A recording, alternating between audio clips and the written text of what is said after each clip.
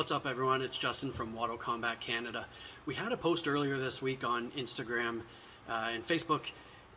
It's not a video, so if you're watching on YouTube right now, you probably wouldn't have seen it unless you follow our pages, and I'll put the link somewhere around here to go check it out. But one of it was about self-defense, self-protection, and anything can be a weapon. And I had a few comments back about it because I think in the post I mentioned grab a napkin holder and that's your line of defense, pick it up and do whatever you need to do.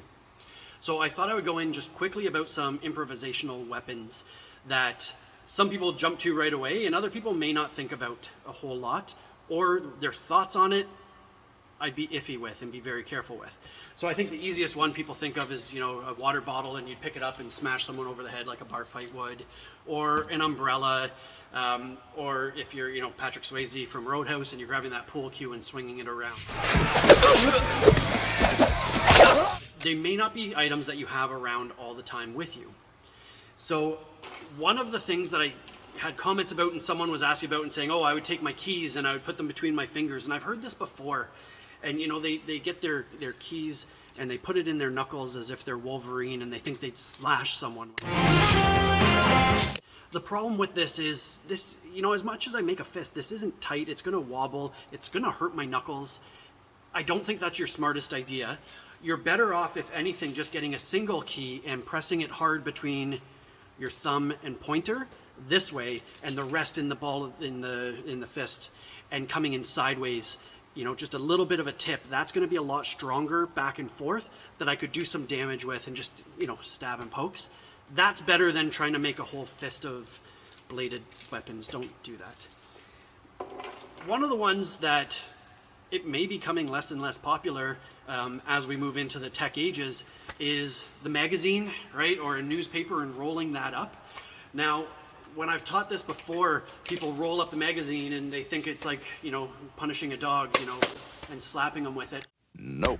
And I actually don't think that's the best use. You get distance and you get a bit more range as you need to, but it's not really a hard strike. The way I'd rather use it is butt end, this way. Roll it up, and as you need to, you come in and strike. Very hard, it doesn't bend the magazine, and I can use that however I need to. Rather than a swatting motion, still use it as your straight in jabs. So magazine, if you still carry one of these around and you're not reading everything on your phone. All right, so just something to keep in mind that anything can be a weapon. One piece towards it though is I'm not there to tell you how to use it. Your instructor's not going to be there to tell you how to use it.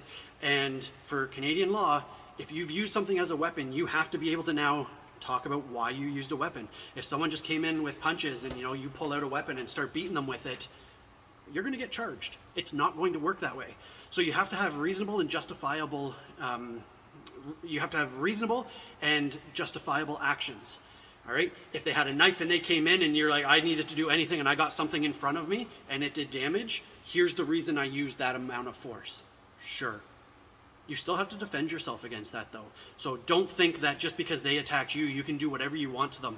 And I see this sometimes in instruction when they say, oh, use of force, here's what you do. And they get the arm ready and then they're like, and now start breaking this. Hold on, you just have to hold the person there and have someone call, and you're not dismembering a body. You don't want to go down that route. All right, so a little bit of a tangent there as we go on to what is reasonable and justifiable, but think about that. When it comes to your life, you have to grab whatever you can grab, but there are smart things to start to use, and just start grabbing things and playing around and seeing what happens. And if you do a number system of 1, 2, what can you actually use? And there's a lot of stuff that could actually be used still. All right, so play around, try, grab a chair and just how would you use it and what's the weight like and do you flip it over and play, because until you do it, you're not going to know, and you may think it's a great idea and then find out it's not. Or you could grab the randomest thing and go, oh, I really like this, I'm going to start keeping this in my pocket. All right, that's it. Have a great night.